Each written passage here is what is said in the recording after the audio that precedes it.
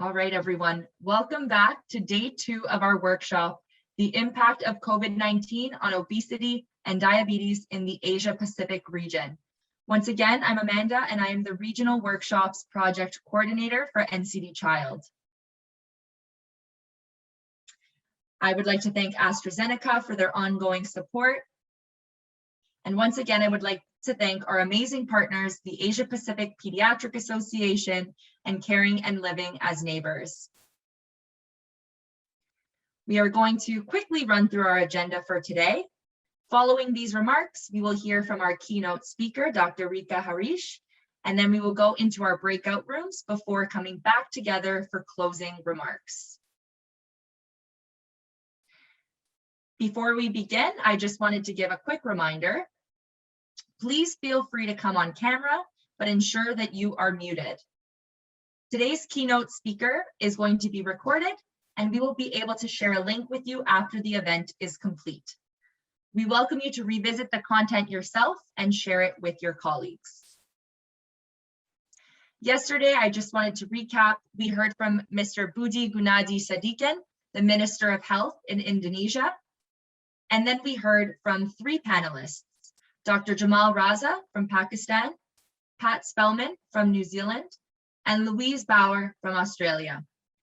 Each of these speakers brought a very unique perspective on the impact of COVID-19 on obesity and diabetes in the Asia Pacific region. And we are really looking forward to hearing from another wonderful speaker today.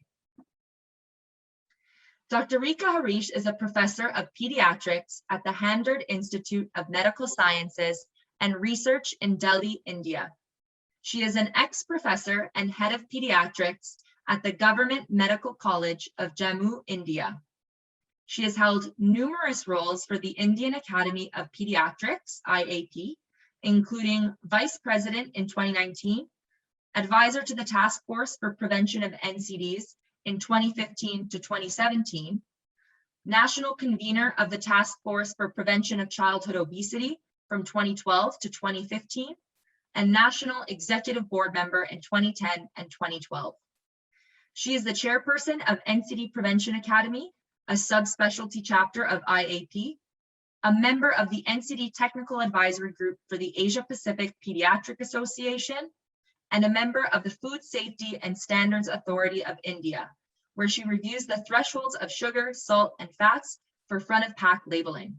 Welcome, Dr. Harish, and I welcome you to share your screen and show your presentation. Thank you so much for the honors, Dr. Amanda, Dr. Aman Puliga, and your brilliant team from CLAN, NCD Child, and as well as AAP and Asia Pacific region. I'm really honored to be a part of this prestigious event and share my thoughts and views regarding this global problem. I call it globesity.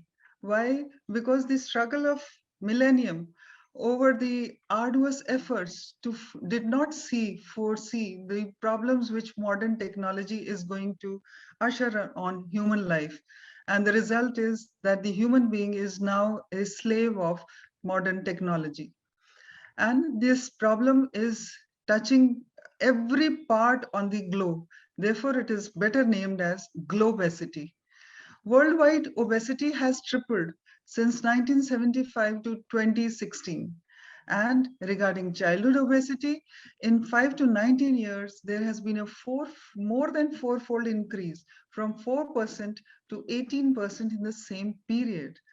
And what happened in the total numbers? The total numbers were 39 million of the less than 5 years age population were obese in the whole world, and the figures are projected to rise to 70 million after a gap of 3 years only.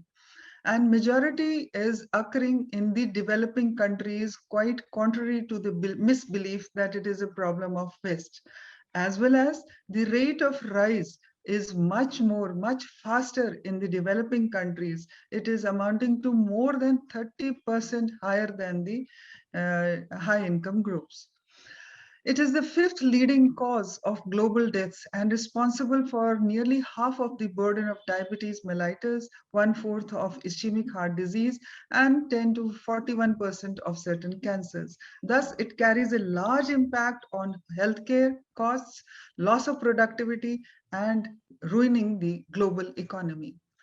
Why are we worried about child? Because the roots of adult obesity lie in early childhood. This is the largest tracking of childhood obesity which has been recorded till date. And it shows that if you have mild obesity in a child who was in kindergarten and was mildly obese, there is 50% chances that this child is going to be an overweight, obese later on. And if he had severe obesity, there is 80% chance of this child being an obese adult. And what all? Not only the rate was earlier higher, the rates of rising of obesity and NCDs have become much more steeper and much more faster with this ongoing COVID pandemic. We all are aware of the higher mortality rates in obese children and obese adults as a result of COVID. But what has happened to obesity? The obesity has suddenly risen, and it has more commonly and more worsely affected the age group between 5 to 9 years, whereas the rise has been 2.6% just over 1.5 years, and 1% in the 13 to 17 years old children. Why? What is happening around the child? What has gone wrong in the last 4 decades?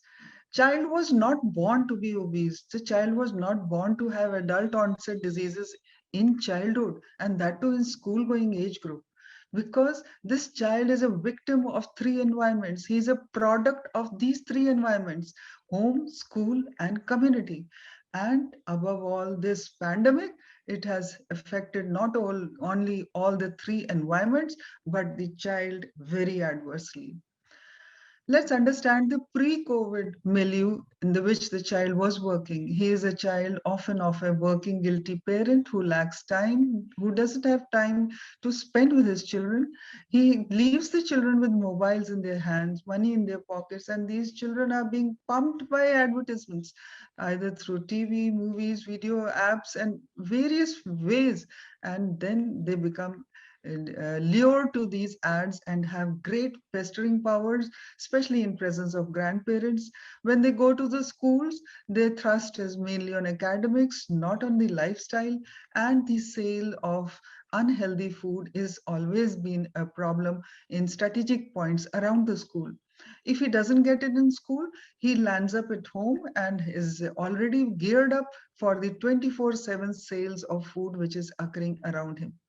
His home refrigerator, his school canteen, and the community store, they carry the same products, the same packets, and the same bottles. What will the child learn to eat? What will the child learn to drink? He comes back home, he has missed his breakfast because he was busy with his mobile late night.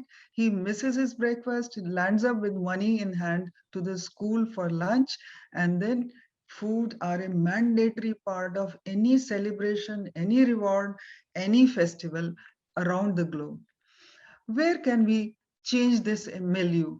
We have to change it at all levels. That is why I say, what can I do? I is a component of any of the individuals around the child, around the family.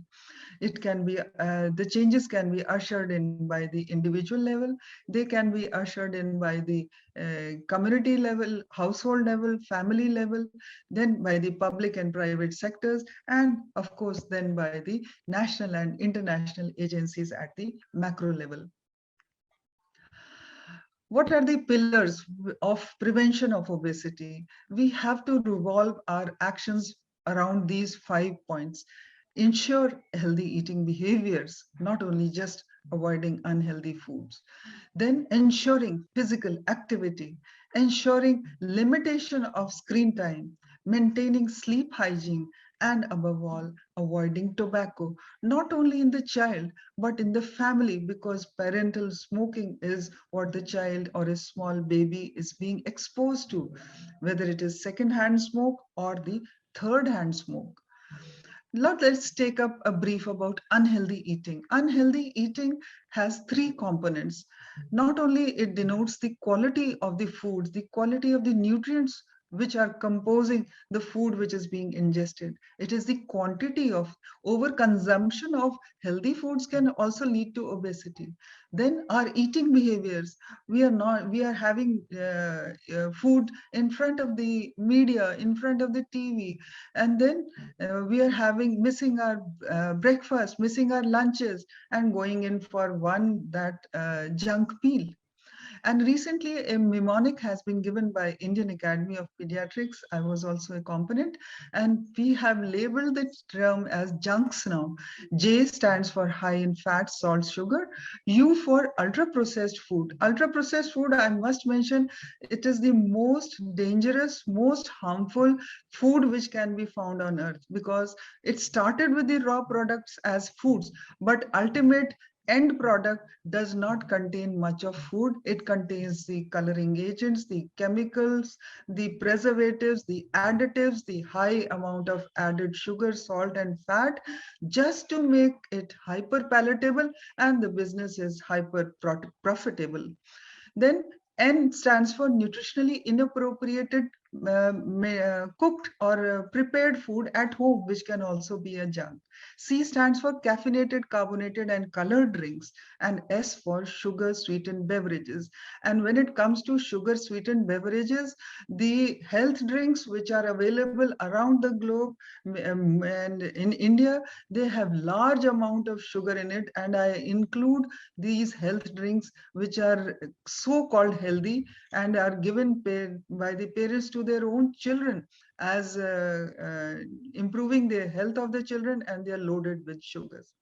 And the prevalence of ultra processed food consumption in Indian children and around the globe is increasing day by day. And this is the result of this one survey which was conducted last few years ago, and 95% of the children and adolescent age group had consumed at least twice a week of these foods. Then the next point is inactivity. Inactivity is sufficient enough to lead to NCDs and premature deaths. It shortens the lifespan of human beings by 3 to 4 years. And what is most painful is that 80% of the adolescents in the world are today physically inactive, and the figures are similar for our country. What are the recommendations for preschool children? We need not induce them to glue to the TV or the mobile. Induce them to unstructured outdoor play. Let them have as much of play outside, and prescribe a playground time to them and not a specific exercise. And older children, you can go ahead with structured physical activity, whether in team or individual sports. It should be a supervised exercise session and lasting for at least 60 minutes a day. Then American Academy of Pediatrics recommends at least 30 minutes of structured physical activity during the school time. School time is, this is just to ensure that the child develops this habit, and it doesn't mean that during vacations the child does not require to be physically inactive.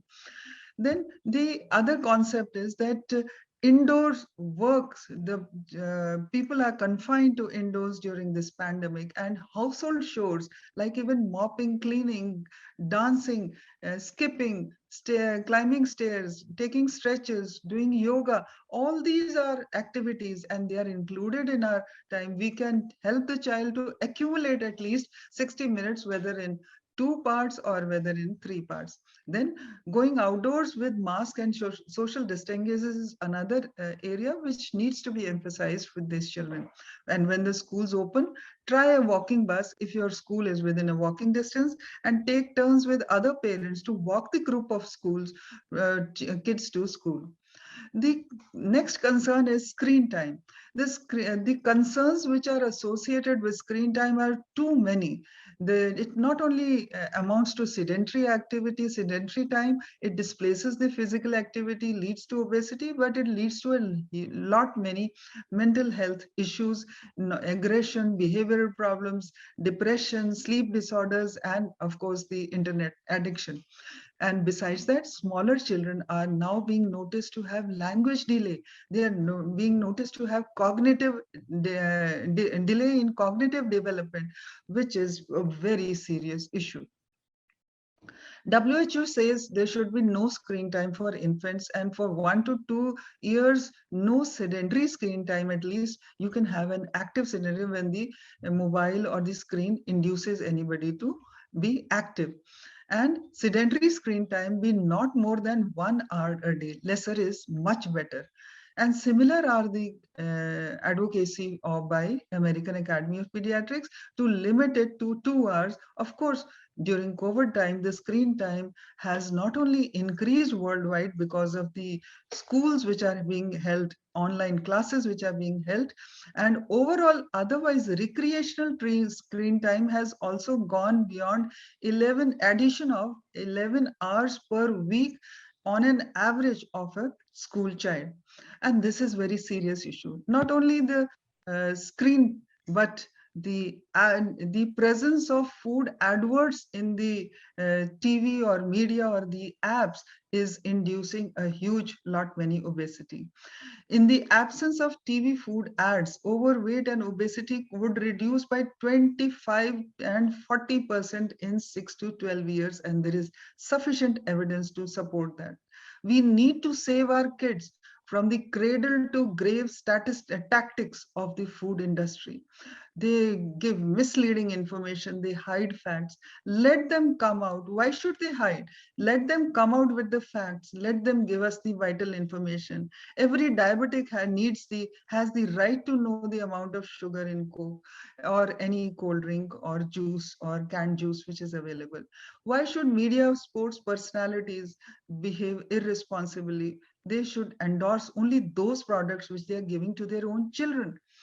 Then the screen time is often inversely related to the sleep time. Screen time is the chief component of sedentary time and needs to be tackled if it displaces the physical activity, if it disturbs the sleep, if it disturbs the study, if it disturbs the family time, if it disturbs the hobby time. So we have questionnaires for that, and they can be applied by the schools and the community. The sleep time, we need to know if the duration per age, as according to the age, is lesser. If it is disturbed or fragmented, it does lead to obesity. So obesity is a complex interplay of genetics, epigenetics, environmental and behavioral factors, and we need to change the environmental and behavioral factors. We cannot change the genetics. And this is the reason the best part of obesity is that it is purely preventable, and we need a life course approach which leads to a greater impact. And the life course approach starts in pregnancy, before the birth of the child. Why? Because during this period of developmental plasticity in early life, the environmental and nutrition cues can metabolically program the long-term body size, body composition, and risk of obesity. The prenatal lifestyle and nutrition choices provide an opportunity to decrease obesity risk of the offspring. We need to have the maternal BMI in the normal range at the time of conception, which is a very strong predictor of the offspring having obesity. The weight gain during pregnancy has much little effect, so we need to work on this. Then early weight gain trajectories of infancy and the first 2 years of life, they markedly modulate the long-term obesity risk. If you have a rapid weight gain in the first 2 years of life, it is consistently associated with larger risk of obesity. And what I call as one intervention which prevents obesity and NCDs in 2 generations, that is mother's feeding. Breastfeeding started exclusively within 1 hour of birth and continued till 2 years of age, and exclusive for the initial 6 months is a significant protective factor against later overweight and obesity. And the risk of reduction, risk reduction is amounts to 12 to 22%. Why not avail this natural, cost-effective, and free intervention? Then 6 months onwards, we need not go into the tinned foods and another, you need to prepare home-based complementary feeding, which is to be added to the mother's feeding. And let us follow the principle of 5210 around the child. Have 5 different colors and 5 different colors of fruits and vegetables in 5 portions every day from adolescent age onwards, and in lesser age group according to the age. Let's limit our screen time to 2 years. Let's ensure that children have at least 1 hour of moderate to vigorous physical activity, and let us say no, absolute no, to all the sugary drinks which are available in the market. And above all, we cannot advocate a child if the parents are having a fizzy drink or canned juice in front of children, the child will also learn the same. So I request on behalf of all the children of the world to please practice, adults, please practice around me what you preach. And in the adolescents, they are our ambassadors for the family and the community and the future of our nation. Not only they need to ensure their own physical healthy lifestyle, they need to ensure proper sleep time, prevent smoking, maintenance of normal BMI, but they can advocate the same to their family. They can make their family understand what is going wrong there. The schools are also needed to ensure the minimum physical activity, prohibit the sales of junks around and in, then have a school squad. It should be a peer-based school squad which can detect the substance abuse, smoking, etc. We need to have regular BP recording, BMI trajectory, and go and act whenever this trajectory is deviating, even if it is in the normal range. Then various screening questionnaire. The community needs to be conducive to promote cycling, have cycling paths, open gyms, parks, water fountains instead of the artificial drinks, then healthy cafeteria menus. So the whole community needs to build around the child a non-obesogenic environment. WHO says that school-based interventions are the most effective strategy amongst adolescents, and we need a comprehensive IAC tool for these school children to promote the formation of health promoting schools and not just academic dummies. Then the word about the food labeling. We need an interpretative, nutrient specific warning labels. If you have too many numbers on a front of pack, use of colors and symbol to make it easy to understand, but a mixture of colors, too red and too green, the person doesn't know what to eat and what to choose. So we need simple warnings of excess of nutrients in all of these packaged foods, and it should be nutrient specific. It should, this warning symbol, it transcends any language or literacy barriers, which are a very huge problem in India. And evidence is emerging that these negative front of pack labels rule out the chances of positive perception about foods, and they outperform other labeling methods for consumer understanding. They have a greater impact. And see what Chile has done. They have done the world proud. Israel is also done, and now Canada is taking over. It's a great news. Now, NCD Prevention Academy is a subspecialty chapter of Indian Academy of Pediatrics.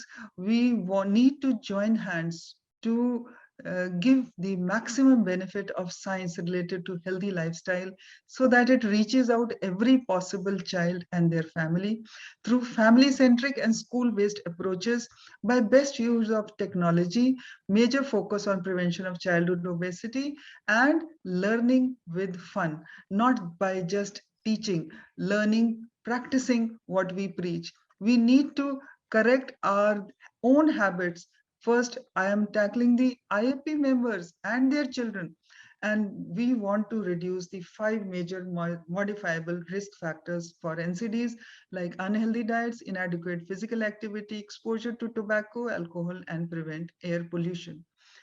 We designed healthy lifestyle workshop for school children with the prevention. Our goal is to prevent the onset of behaviors so that it is much easier to tackle and prevent, because the cost of treatment of obesity is much higher, not affordable by any of us in the masses, and prevention is much more easier. So earliest possible identification, earliest possible treatment by facilitating learning, adopting the principles of healthy lifestyles, awareness regarding the reading and interpreting the food labels, and creating children as future ambassadors for healthy lifestyle.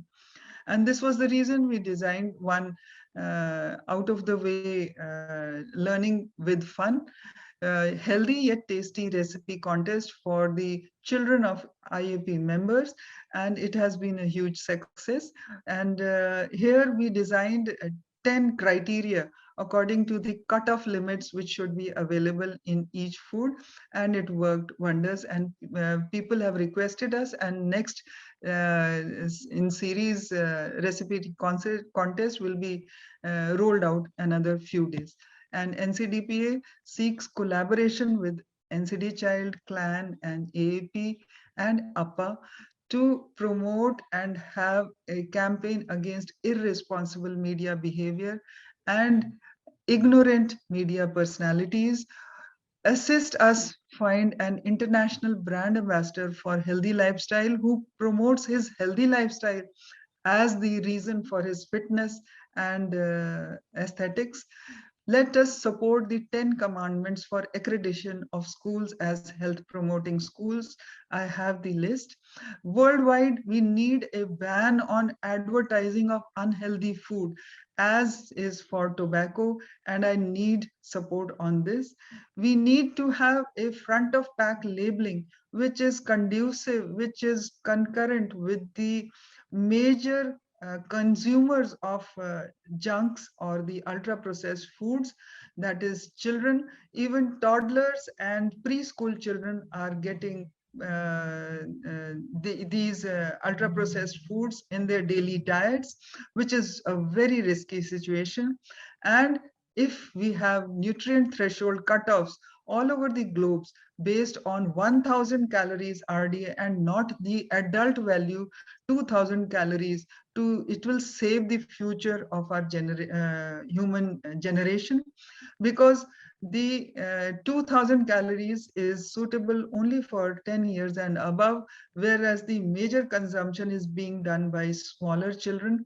We need to concentrate on that. Why should a 5 to 9 years old child be pre-diabetic, diabetic, and hypertensive and having dyslipidemia? This requires urgent attention by the leaders around the globe, and we need awareness IEC to start from preventing obesity even before the birth of any human being till adulthood. Thank you so much.